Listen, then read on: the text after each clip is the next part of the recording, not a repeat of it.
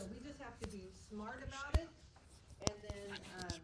and then do what we can, and of course selecting the varieties that do best here. So Texas A&M, yes. You need to get your microphone. Can I put, Oh, you my- put that yeah. on you, please? Where will it work? Right there's fine on your shirt. Okay. There you go. Okay. Is it working? Not yet. Okay. Oh, the mic is working, Okay. just the computer's not. Okay. You get it all hooked up. We will. So Texas A&M Forestry has been doing some research for a while on the Texas tested Texas tough trees. Yeah. So what they do is they collect seedlings or seeds from trees that are doing well without any care. And then they plant a bunch of those out in test plots, and then they give them care for that first year, okay, the little seedlings, 1 year of care and water. And then after that, they're on their own. And then they come back for that whole first 5 years and they watch them. And then on the ones that are doing really well, they collect the seeds from those and they will grow those seedlings out or distribute the seeds. So we can get those seeds and grow on those Texas tested Texas tough trees, which is a great idea. That means, and they are even specific to your locality. So they're not going to send me stuff from El Paso or something. It's going to be trees that do well in our area. And they will give those. He was really excited when I met him and I said, hey, I'm over the Master Gardeners. We'd love to grow. And he's like, take as many as you want. So he's going to get me a selection of the ones that will do well in Dallas. And we're going to plant some up and then do a tree giveaway, trying to get people to plant trees, yes. But I think most people are willing to give 1 year of care. After that, they get a little bit lazy. And it's even not one whole year, right? If we're able to plant in fall, they've got to give it water in the summertime, right? Summertime, that's it. That next summer, they just got to watch it for a few months. If we're not getting rain, give it some water. It's going to do great. That's the great thing about these Texas trees is that they're going to do well here because with very little care. So let's talk about the soil for a little bit. We'll jump to the slides when we get the slides, but let's talk about soil. What is your soils up here in Denton like? Do you have that black heavy clay like we do in Dallas? Some clay. Some parts. Okay. There's also some red clay. Red clay. Okay, so you got some red clay too. It's still clay. Nothing wrong with clay. Okay, I would prefer clay over sand any day of the week. Okay. So clay it can get hard when it's dry, but clay has a lot of nutrients. It also is great at holding water. So it doesn't let it drain much, but we can fix some of that. So we can provide some drainage with a little bit of, forethought. And I would say most plants do not die from overwatering, they die from lack of drainage. Okay, you can water a plant way too much, and as long as that water drains away from the root system, you're okay. All right? So, because the oxygen has to come back into the soil. That's the key point. You can't just be sitting there in a bowl of water or the roots will die. So it's usually not a lack of, or too much water, it's just a lack of drainage. So how do we provide that drainage for trees? Usually we have to do it when we plant them, okay? Or we're gonna have to go out and do some other big measures. But the key to trees is, now I had that sweatshirt on. I love this logo. This is with the Texas ISA. Oh, that's another thing. International Society of Arboriculture, really active here in Texas. So there's a whole bunch of arborists. If you refer somebody, make sure that you tell them, get an ISA certified arborist. Do not let anybody else touch their trees. They're butchers and hacks, okay?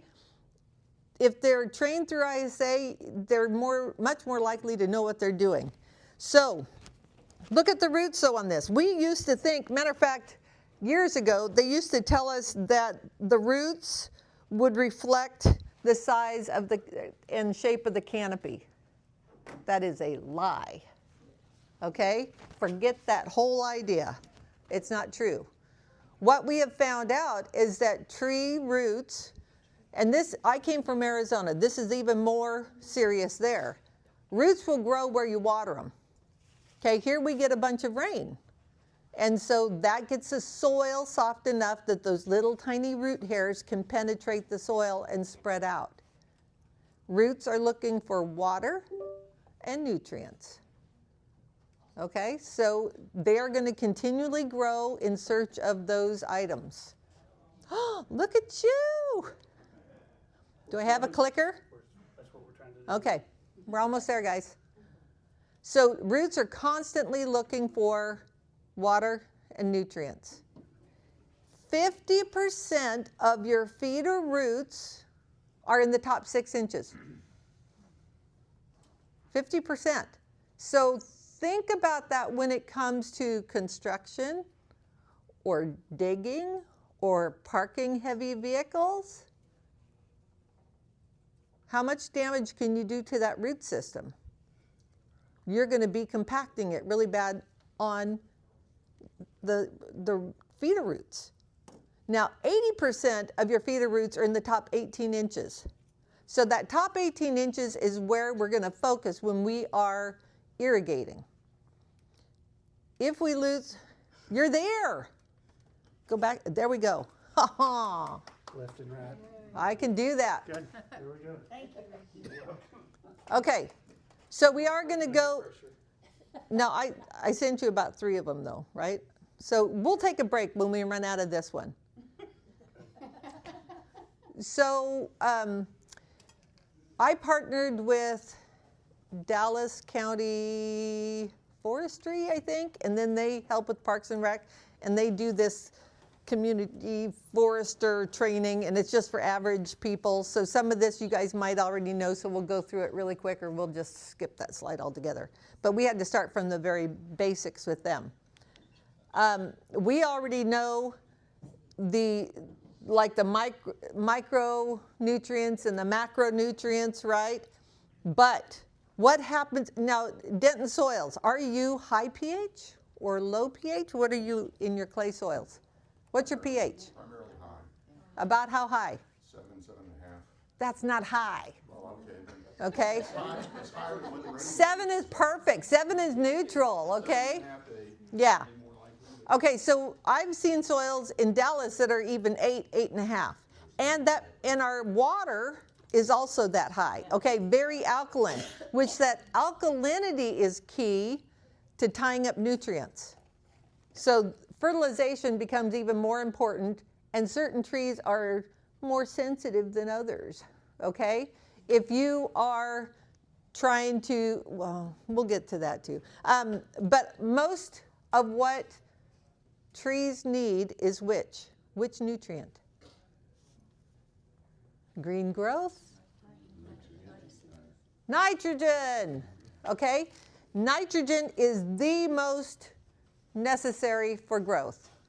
All right, that's the one we have the least of, that's the one they use the most of. So when we're talking about fertilizers, usually it's a 3:1:2 ratio.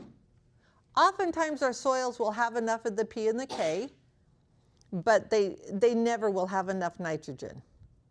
Never, ever, Weber Speber, okay? So you always need to add nitrogen. Deciduous trees are going to need somewhere around the area of 8 to 9 pounds per 1,000 square feet per year. And what do? Mother Nature had this beautiful system worked out where they would drop their leaves. They would break down naturally and return those nutrients to the soil. And what do? We rake them up, we bag them, we take them away, clean it all up, right?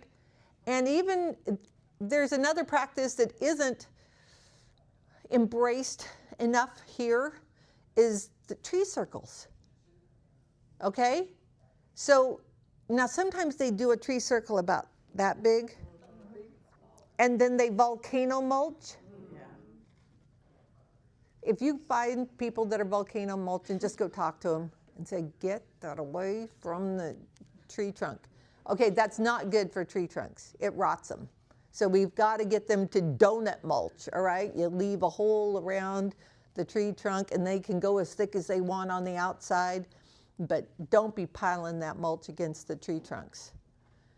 But if you do a tree circle, and I would say you even keep adding to that tree circle as the tree grows, it's going to do a couple of things. For one, it keeps the roots nice and insulated from heat and cold. It keeps moisture in the root zone. It protects those roots, especially if they want to be kind of surfacey roots because the clay gets so hard to penetrate lower. But it also, that mulch is breaking down and releasing those nutrients to the feeder roots. Okay, so it's keeping us away from them too, so we're not weed eating around them and girdling the trees. We're not having a little bit of mower blight because we're getting too close with our mowers because we're lazy. We don't want to weed eat. So having those tree circles is a big blessing to trees. It really does help them. And so try to get people to do tree circles, and then you just add mulch. Okay, now, I don't necessarily clean up my leaves, kind of do in the lawn. I won't leave them lay in the lawn. But when we pick them up with the bag on the mower. Okay, so we bag them, the mower chops them up, and then I can dump those in the tree circles. Or I can put it in my compost, either one. But the important thing is you're returning it where you got it from. You don't haul it off site. That really helps. But you can't have just leaves because that's your carbon and it doesn't have any nitrogen. You got to balance it out. So having them break down, it's still better than not having it at all, but a better mulch has some of that carbon and nitrogen. But leaving the leaves on and mulching them, that adds back about 4 pounds of nitrogen per year. So out of that 8 to 9 pounds of nitrogen that you need per 1,000 square feet, mulching can add back 4. And it breaks down slowly. Remember, if it's organic mulch, it's going to break down slowly and slowly release those. So that is not how you fix nutrient deficiencies. If you see them in the leaves, you have to do something more active than that. Now, every once in a while, because of our pH, we'll have boron or zinc show up as being low in the leaves. And I know I have a slide on here somewhere that shows you more. Okay, where do we get the carbon, hydrogen, oxygen? In the air we breathe, okay? It's just in the atmosphere. And then NPK, those are the ones that are they're listed on all fertilizer bags in that order. Ratio of 3:1:2. Usually there's enough phosphorus in the soil. Okay, sometimes we need potassium. This is for green growth. These two are for fruiting and rooting. If you have fruiting or flowering trees, you need P and K. All right, we're asking the trees to do a lot. You got to make sure they have enough of those. If your color is off, you got to have nitrogen, which includes the idea that you have to know what the color should be for that tree. Okay, how are you going to know if the color is off if you don't know what the color should be? So you have to know that. Now, usually you're not going to be low on any of those nutrients. Like I said, sometimes zinc, boron, those are usually the ones that we're low on. Palms are a little more touchy with their manganese. Now, iron is an interesting one because that can be low too. And it looks a lot like nitrogen deficiency.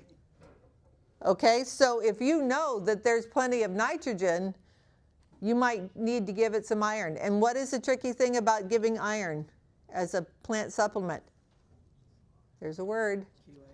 Chelated iron. You have to do chelated iron or else it's not available to the plant. So get a good chelated iron and it'll be taken right up. And usually that corrects itself pretty quickly. But that's with nitrogen too. If you put on a liquid nitrogen, it's going to green up that plant pretty quickly. Okay, because nitrogen is very water mobile. So the tree will take it up. Of course, it has to be irrigated. If it's drought or dry, don't do that. Okay, so nice taproot there, buried way too deep. I don't know why we have it there, but maybe that's in a pot. You got it from a nursery. Okay, but here's your macro elements. We know that. And just some of the micros are the ones that we worry about being low in our soils sometimes. Okay? We're not going to worry about that.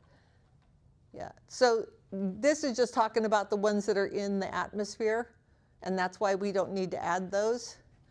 But, okay, this is important. Now, I have a better one later that shows you where the pH scale hits this. So neutral, this is our 7.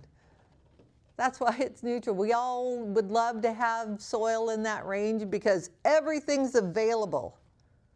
But then as we move over into the alkalinity, you can see that there's some that really have problem here. They're not enough available. But like I said before, manganese, only a few plants really have issues with manganese being low. But you can have zinc, boron, iron. Those are the ones that you're going to have micronutrient deficiencies. But other than that, it's usually nitrogen. Okay, so here we go. Same kind of a thing. The red just shows you what to worry about. We don't have to worry about this side because we don't have that issue.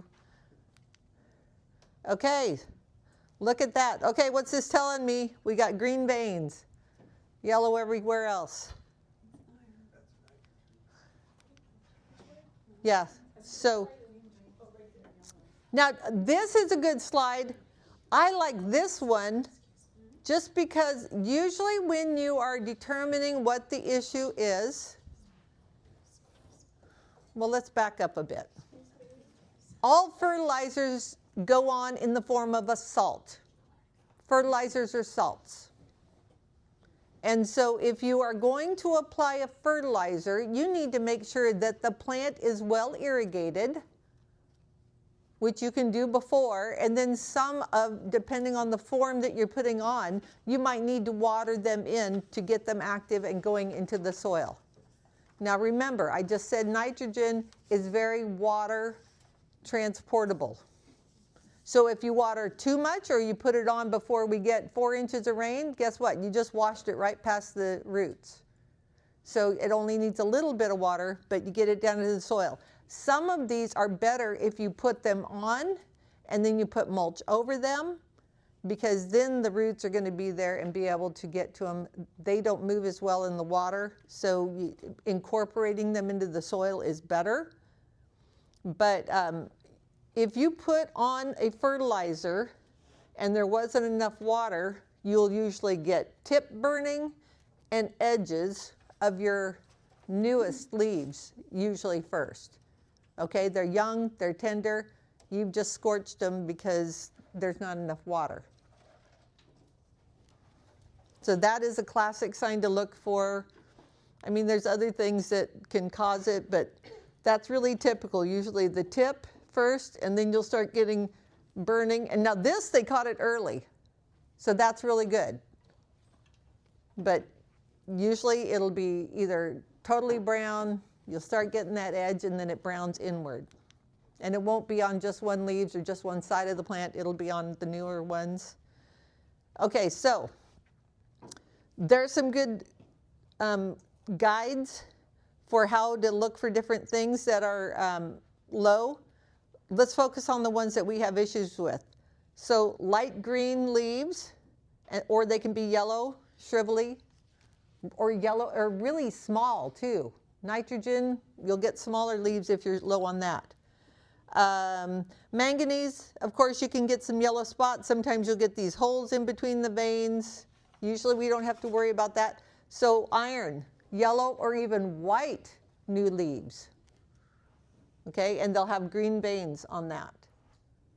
Usually we don't have to worry about calcium, carbon dioxide, but nitrogen is the biggest one. Okay, so there you go, your interveinal necrosis. So that's death between the veins. Look at how it yellows over time. That's nitrogen deficiency. Now a plant will even take nitrogen from its own leaves and put it out to the new ones. So they will rob from the old leaves and let them die and, you know, keep the new ones going. Now there are some really good ones.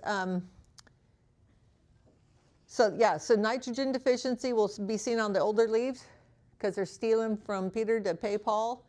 And they'll be lighter green, they may be smaller, they might show fall color earlier. Some will even go into a dormancy mode early if they're really, but that can also be drought. They haven't been watered enough, they'll just go into a early fall. Or sometimes they just get a really intense fall color, but usually they're dropping earlier than they should. But you'll also not see very much growth.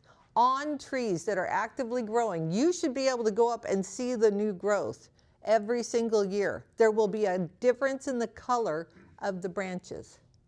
So of course the older ones are going to be more dark brown woody, and then you'll see that newer growth that has more of a green tint to it. It's softer, it's got thinner bark. You should be able to see that growth every year.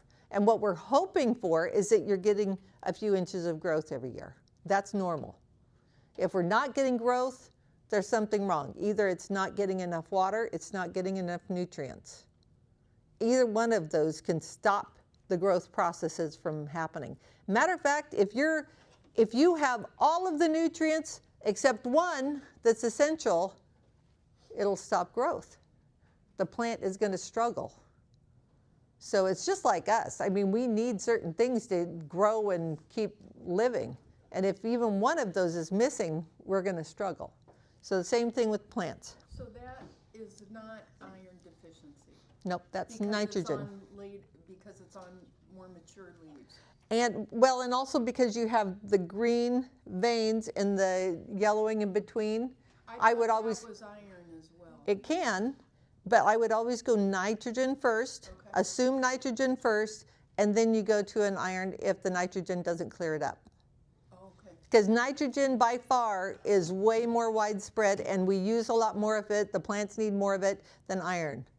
So do nitrogen first, and you can apply nitrogen really easy. Yeah. I mean, that's liquid nitrogen, you put some on, they'll green right up. If it doesn't green up, then you know, oh, it's probably iron then, so get chelated iron. But there's no difference in terms of, like, for newer leaves, if it was the light color with the green, you would make potentially an assumption that's iron first. You could, versus because nitrogen? yeah, nitrogen is usually older leaves first. Right, okay. But yeah, it could just be that, because nitrogen sometimes shows itself that the new leaves will be lighter color and they will be smaller or fewer of them because it's struggling to grow. Thank you.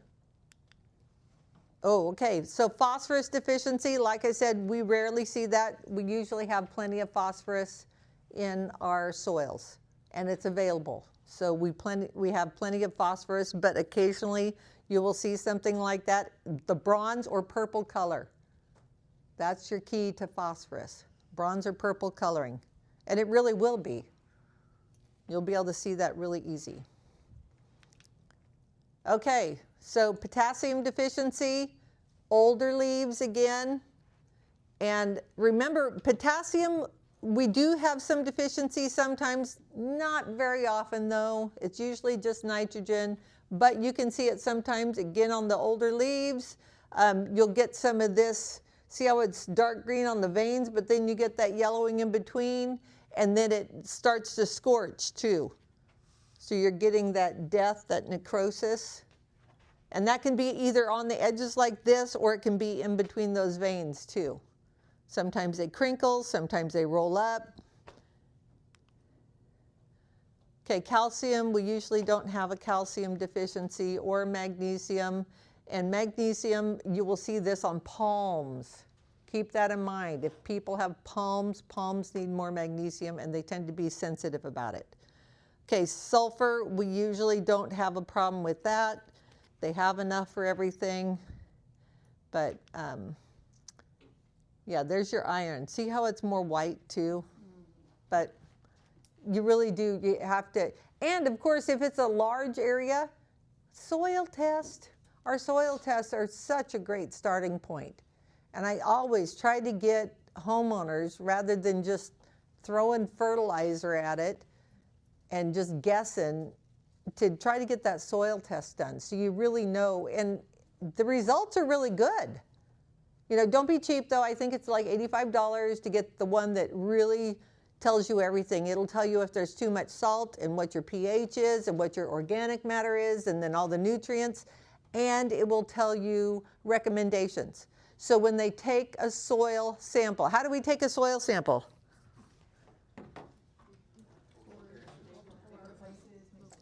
Top 6 inches. Oh, why is that important? That's where the feeder roots are, okay? Top 6 inches. Do not take the mulch off the top of the soil. That's cheating, all right? Push that aside. Get your 6 inches of soil. You're also going to mark on the test what you're trying to grow there. Okay, is it lawn? Is it garden? Is it a tree? You know, trees and shrubs, that kind of thing, because the recommendations are going to differ. So you want to know what that is. How are we going to take a soil sample if we have just a few naughty areas, bad areas that nothing wants to grow, but the rest of it seems to be okay? How would you do that? Sample individually. I would separate it out. You wouldn't mix them together and say, just show me, you know, random. Or either leave, if the good stuff is good enough, maybe you don't test that, but test the bad stuff. I would want to know both. Because even though it looks pretty good, maybe it's low on something. But maybe you got something dumped over there that you didn't ever know was dumped, and now you're going to have problems unless you mitigate that. So it is really good to know what's in those bad areas so that you can build them up, fix them, and then you don't have issues there anymore. But the recommendations come back really well with, you need this much nitrogen per 1,000 square feet. And you know, saying that you're doing it in a landscape is going to be very smart too. You don't want to say you're in agriculture because they'll give you numbers per acre. And nobody wants to do that math. Okay? So, and they're also saying, oh yeah, till it in. Yeah, we don't do that in the landscape, right? So yeah, make sure that you do a good soil sample, send it in. They're pretty quick on getting back, and then you'll know right what you're dealing with. Now, do we need to do them every single year? You don't. So if everything's going good, everything's growing, I wouldn't worry about it. But if people are having issues and they don't know what to do, you have trees or shrubs that are showing signs, definitely get a soil sample. And then you know right where you're starting. Okay, that's manganese deficiency again. Okay, let's talk about fertilizers. Okay, so this shows you the time of year for your maximum uptake. What does this follow? Oh, green growth. Look at that.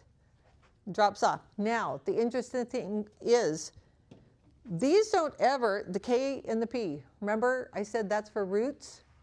They don't totally drop off. Our roots are growing during the winter time. That's why the fall is the best time to plant. Because the roots, especially when they don't have to support a bunch of leaves and they're not actively growing, they can put their energy into growing a root system. So even though we don't see it, that tree is growing a nice root system, and then next spring, it's going to be all the better prepared for when the heat comes and it wants to put out new leaves and survive our hard summers. Okay, so you can see that there's, you know, very little P comparatively is used, and remember that's the one that there's enough in the soil usually. Now this would look a little different if it was for fruiting or flowering trees, because there would be a peak higher in the P and the K, because when do your fruits come on? And some of them, your flowers are way down here. They're super early. And then your fruits, so that curve would look a little bit different with our fruiting and flowering varieties. Okay, so here's a good fertilization schedule. Slow release. Why do we like slow release fertilizer? Don't It helps you not to burn anything. Yeah, it doesn't go away so fast. All they do with slow release fertilizer is you have your little granule and they put a wrapping of something on there that takes nature a while to dissolve and release the fertilizer that's inside. And if they want it to last longer, they put another coat and another coat, another coat. That's how they say, oh, it can feed for 3 months or something, right? So it just has several coatings on there that keep it from releasing immediately. So if you have some that's available right now and then some that's going to be slow release, that's better. So you can, I don't like to fertilize this late in the year. It's too late. By then, I've already done it. So I bumped that up a little bit. I won't do it that late in the year. But here we go with the, and usually I won't do it that late either in June because it's too hot. What about root stimulants if you're planting trees at this time of year? What do they have in them? To, like Super Thrive? Oh my gosh, that's snake oil. Yeah, it doesn't really work. Yeah, they like your money though. They've been around forever. They used to, yeah. I don't believe in those, but I haven't seen any benefit from doing those. But usually I will mix in a slow release fertilizer into the soil. But I like my trees to thrive, not just survive. So generally, other than maybe on a native tree, one that's totally native and I don't care if it grows slow, or maybe I want it to grow slow, I will amend the hole when I plant. Okay, what do I mean by amending? I take out some of that dang black clay and I put some nice compost in there. Okay, I make it nice and light because what am I trying to encourage? I want my tree to put out roots. And that clay is hard and heavy. So the compost that you add in gives a lot of airspace. It's nice and light and fluffy. There's nutrients in there everywhere hiding, and the roots will find that and they will go right out in it. It holds water. You know, so I make a nice wide hole. If I'm planting a 5-gallon pot, I make my hole this wide. Only as deep as the root ball. And you got to make sure to, and we'll get to this later, but trees should not look like a pencil sticking out of the ground. They should have a root flare. And you should be able to see that root flare. And it should not be covered by mulch or anything else. It should be at the level of the surface of the soil. So you definitely want to see that. But you measure that, you don't dig deeper. We don't want to bury those roots. They need oxygen. So you have them just as deep. But I really soften the soil quite a ways out, and my trees take off. So yes, they'll sit there for a while. When you see top growth happening, that means that they have grown some roots. Yeah. Okay, so you can't see the roots, but you know they're happening. If you're getting some top growth, some expansion, usually trees, when you plant them in the ground, they're just going to sit there and look at you for a while. Right? And then once they've put out some roots, they'll put on new growth. So they're trying to support growth by growing those roots first. All right, so I usually do it at planting. I'm going to come in really early spring, and I might do some more. Now, this is only if I really want to encourage that tree to grow, because usually I'm going to be putting that compost in, that's going to break down. I mulch ring around them, nice big mulch ring. That mulch is going to be breaking down. And so I mix in my slow release, and depending on how many months that slow release says, I'm not going to do one in June though, because it's getting hot already and I don't want to burn my leaves. Okay? But you can do another one in September. Are you doing slow release and water soluble, or you're saying either or? If you're doing slow release, you do it at that time schedule. If you're doing water soluble, Yeah. you do it at Water soluble though, I save my water soluble fertilizer for when I see issues. If I see it not growing and it should be growing, remember that graph we had where it should be the growth time and it's not growing like I think it should be, I'll give it a shot of water soluble. And guess what? If it suddenly greens up, suddenly grows, I know that it's short on something. So that slow release is not providing what that plant needs. And some might just be heavy feeders and they just need more than what you put on. So you can put that down. Definitely the water soluble, you have to be more often. You know, slowly release. The whole point of that is that you don't have to be out there as often. So you can put some in there and you only have to do it a couple times a year. But we don't fertilize in the heat of summer. Don't do it. You'll be sad. Okay, so nitrogen, phosphorus, potassium. That is a really bad mix. Okay? Matter of fact, most of the time here, you're going to want nitrogen and nothing or very little on the last two numbers. They used to do triple 16. I know some of you are as old as me, you can remember that. Triple 20.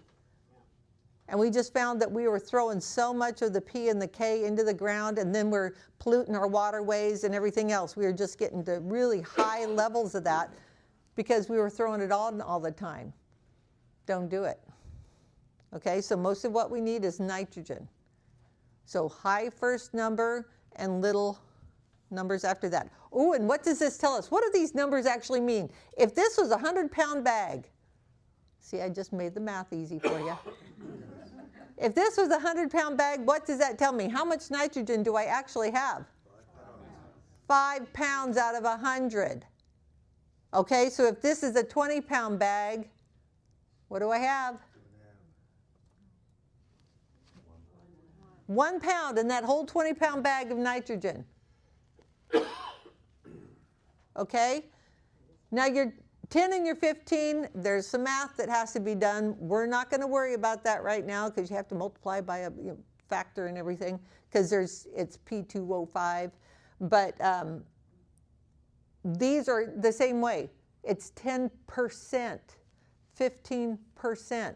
So this is telling me that I have 5 nitrogen, 10 phosphorus, and then 15 potassium. Out of that whole bag, what's the rest of it? Inert ingredients. Isn't that nice? So we don't even know what the rest of the stuff is. It's made to make it spread. You know, hopefully you're not going to burn up the world when you put it on.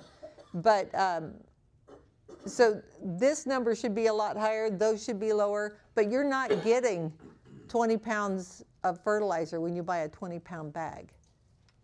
So just know that. Okay, here's some of the typical, I mean, you can get these, just go down to your store, your favorite Tractor Supply, wherever you get your fertilizer, and look at what they have. It changes during the course of the year. Generally, these ones that are really hot, like urea, they won't have out except for it's spring, because they know that you'll go out and put it on your lawn and you'll kill everything. Okay, so it's cheap, so everybody likes it. But if you get a big bag of that and think you're going to put that on all year long, you're going to kill it. Summertime, you'll have the brownest lawn in the neighborhood. Okay, so 21 is usually good because it's ammonium sulfate. The sulfate helps work with our pH a little bit. Ammonium nitrate's another good one. It's just urea is very available and it's quick. So if you want your lawn to grow 4 inches next week, put on some urea. It'll go. Okay, and these, of course, we don't do them much anymore because generally nobody needs those higher numbers on your P and your K. Okay, so during your rapid growth phase, the nitrogen has to be at least 0.2 to 0.4 pounds per 100 square feet. So let's just multiply that out. I usually go 1,000 square feet, but this is a tiny tree. You're not going to have 1,000 square feet. How do we measure that 1,000 square feet? What is that talking about? It's talking about on the ground. All right, so you would measure, usually I measure the canopy shade. Okay, or you can walk from one side of the canopy to the other side of the canopy. You're measuring that. You know your roots are there. And they go even further out. Generally though, I'm only spreading fertilizer mainly right under the canopy of the tree. Maybe a little bit further out. But that's where I'm spreading it. I'm not just doing it right here around the trunk. That's not where your feeder roots are. But you're doing 2 to 4 pounds per 1,000 square feet per year. But they're going to, rapid growth, you want to make sure that they have that nitrogen. So you're going to have that on there. When you plant would be great. Remember, if you're planting in fall, we get 30 inches of rain over the winter. Where did all your nitrogen go? Down, down, down, way past your roots. So you need to put some on early spring. Early, like before you see the buds swell. Get some nitrogen on there. If it's a flowering or fruiting tree, you're going to want some P and some K in there too. Put it on there so that they can develop your fruits and roots. So I spread it. Of course, I come out to that branch, come down. That's not going to be very big. So I'm probably just going to use somewhere around that 2 pounds of nitrogen. Measure it out, spread it out, sprinkle it, make sure, then I water it in. Now, what else don't I like about this picture? No circle. Pull that lawn back. What is the lawn doing? Competing for nutrients. That lawn is using up your nitrogen. So if you're fertilizing just for your lawn, then that tree's not getting as much as it needs. Okay, they're competing for water already. So I'm going to use this just because it's here right now. So when we are trying to deep water this in the summertime, most of the time we're just watering for the lawn, right? And we don't have to water much, 1 inch a week, something like that. Do you guys have the app that tells you water your yard? Okay, it's generous. I didn't water nearly as often as that thing told me to do. So obviously I put something in wrong because it was like, you need water. No, I don't. So I also look at the green of my turf. I'm not going to just water. But if we don't have any rain, it's summertime, I want to deep water this tree at least once a month. If it's newly established, it's going to be more than that. I'm going to really have to baby it for that first year. But if this is an established tree, it's been in a little while. So I want to go, now I'm going to water, and you only have to figure this out once, so pay attention to this. You water the regular way you do. Out here, they probably have rotors, okay? It runs a half an hour. So then you're going to wait, because we have clay soil, we're going to wait a good 6 hours to let that water percolate down as deep as it's going to go in the soil. Then I'm going to come out with the soil probe. And I'm going to poke north, south, east, and west, 4 different spots out at the drip line. As far in as that soil probe goes, that's as far as the water went down. Okay? So when people tell me, well, I put 30 gallons on, I don't care. That doesn't tell me anything. Your soil, and then also, how far you spread it, all that stuff. What matters is how deep that water is going. So a soil probe. How many people have a soil probe? Okay, now are you talking this big a soil probe, or are you talking that big one for taking a sample? Yeah, the one for taking a soil sample is not what I'm talking about. You are not going to be able to get it into the dirt, all right? A soil probe, and don't buy one, because if it's called soil probe, they're going to charge you way more than you need to pay. I went to the store, big box store, looking for a piece of rebar. Okay, that's all I needed, 2 foot long. They were filthy, so I didn't want to touch them. They were expensive. I don't know why rebar was so expensive. So I went out to the garden center. Guess what they had? They called them a fence post. They were 56 inches long, spray painted black. They looked like a nail. They had a little flat spot on the top and then a point down at the other end. And I can just take it like this, no bending necessary, and I can just push that right down into the soil. So on that soil probe, I marked where 6 inches, 12 inches, and 18 inches is. So then I can just put it down in there and go, oh, we got 6 inches.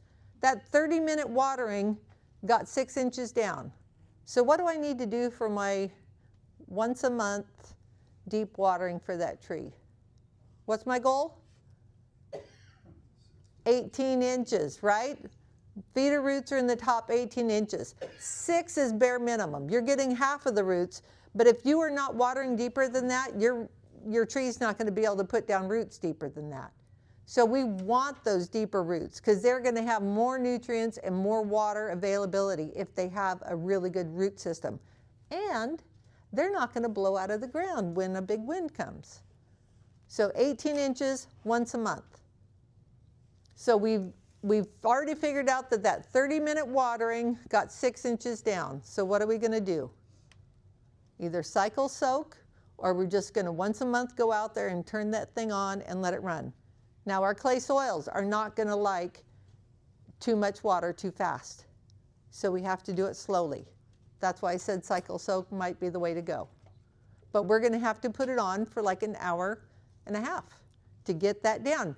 Now, after you've watered like that, go out and test and make sure you got your 18 inches down. Then you never have to figure that out again. Every time you deep water, you're going to water that same amount of time. Now, if you're really smart and you have your tree circle and you have drip system set up, you're going to figure it out for drip. Drip releases water slowly, so it penetrates down. As that tree grows, the tree circle can grow. You can add another loop of drip tubing, and you can just slowly water. That can all be covered with mulch, so nobody's going to hit it, dig into it, anything.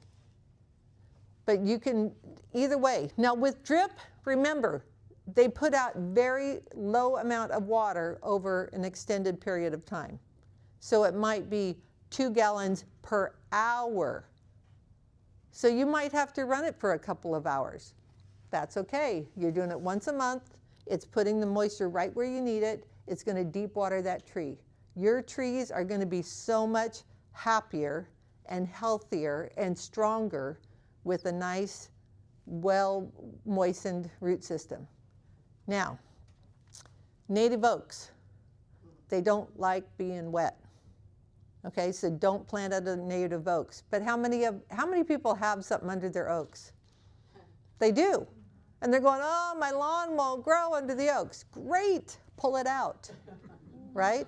And put in something that doesn't need much water, because it should be able to survive on that once a month watering. Or else you're going to get what? What happens with native oaks that are watered too much? Root rot. Okay, the phytophthora builds up. There's a balance between, and this was happening, I don't know if you guys heard about it, but California was going through this big, we have all this sudden oak death. You know what it was? It was people watering their oaks in the summertime because they'd built these houses around their native oaks and landscaped under them, and they're watering. So the cycle that Mother Nature had set up with was during the winter when there's natural rains, yes, the fungus grows and it multiplies, but guess what? Then the water shut off for the summer. There's this long summer and the fungus dies down. And so some would survive, but very little population. And next winter, it would grow again. And then it would die down. So it was kept under control. It was always there. But then we came in and messed with things and started watering all the time. And then that phytophthora could grow and all summer long. And then it was killing the trees because we stepped in and messed up the balance that Mother Nature already had. So under those big native trees, we don't want to be watering all the time. Once a month? Yes, good. Once every week? No. That phytophthora will continue to grow and multiply, and then you'll be killing your own tree. Okay? So once a month, yes, it gets wet, and then it slowly is going to dry out. Oh, so how do we know on a newer tree that we want to make sure that it's kept moist enough that it can continue to grow? How do we know when it's dry? Because really it's the frequency that changes over the year, not the depth. If you've already figured out that once a month you need to water 18 inches and it's going to take you an hour and a half, that never changes. But how often you have to water or how long you can go in between those waterings changes. In the summertime, it's once a month. What's it going to be in the wintertime? Maybe not anything. If we start getting rain, don't touch them. They'll be fine. And especially it's cooler, so they're not losing as much moisture. But you can do that same trick with the soil probe and go back and just stick it in the ground. When you can only get it in 3 or 4 inches in the ground, it's dry. You can water again. Okay. Okay, so what's our organic matter here in our soils? How much, what level do you have? Anybody? Ideal, the goal is 2 to 5%.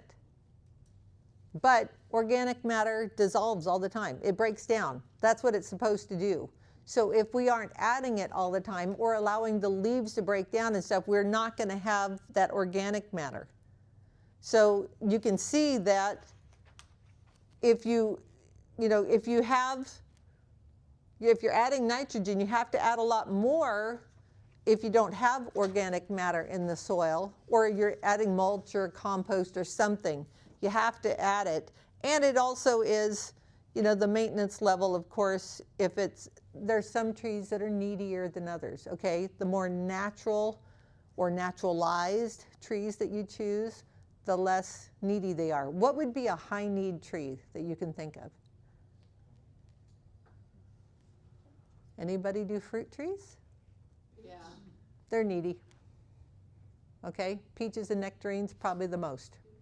They got to be pruned so much. Yeah, they need help. Okay, so you got to know your tree and know a little bit about it. So that would be the first thing. When somebody calls up, first get a good ID on the tree. They don't know, and they might be using a common name that's not what you call it, common name. Have them take a good picture if you can. All right, clear, crisp picture of the leaves. I go by leaves more than anything. And so I try to get them to send me a picture of the leaves so I know what tree we're actually talking about. And then I know, if I don't know what that tree needs already, I'm going to look up what issues does that tree have in Texas or North Texas or something, okay? Then we really don't know any of this. Nutrients in the soil, we don't know what their pH, we don't know what they water like. So there's a whole bunch we don't know. And homeowners lie. Yes, I water it. I give it plenty of water. Do you really? Because they don't know what plenty of water is. They think you can plant a tree and walk away and never look at it again and it's just going to keep growing. And that's just not the facts. So don't trust them on any of that, okay? Go through that. Do you have a soil probe? How deep do you water it? Because they'll go, I don't know. Yeah, exactly. So you need to know how deep you're watering. How often do you water it? Well, I put on 20 gallons every other week. That doesn't tell me anything, okay? We got to know how deep that water's going. And they might be able to tell you a little bit about their soil. Everybody's going to say they have lousy soil. Everybody, okay? But if they have that black clay soil, do you mulch? Oh, probably not, okay? So try to get them in that practice of mulching. Making a circle. Is your circle out as far as your canopy? All those good things. Are you doing drip? But there's a lot that you have to ask them questions. And when was the last time you fertilized your tree? And they'll go, mean I have to fertilize a tree? Yeah, they don't even think about it. Okay, and if there's deficiencies or something, when they take the picture of the leaf, you should be able to tell, and then you just have to ask, is that old leaf or new leaf? How long has this been going on? How much of the canopy does this take over? Is it just partly? Or, what? So you have to ask a number of questions to kind of figure out what's going on with them. But remember that our pH is the cation exchange capacity. That really affects what nutrients are available naturally in our soils. Okay, I think this should be the end of this one. Okay, quick break or questions. Can you switch me to the next? Okay. He's getting drinks over on this side, dessert on this side, snacks on that side. Yeah, and they brought you all sorts of good snacks. No questions? Really? Is there a strategy to keep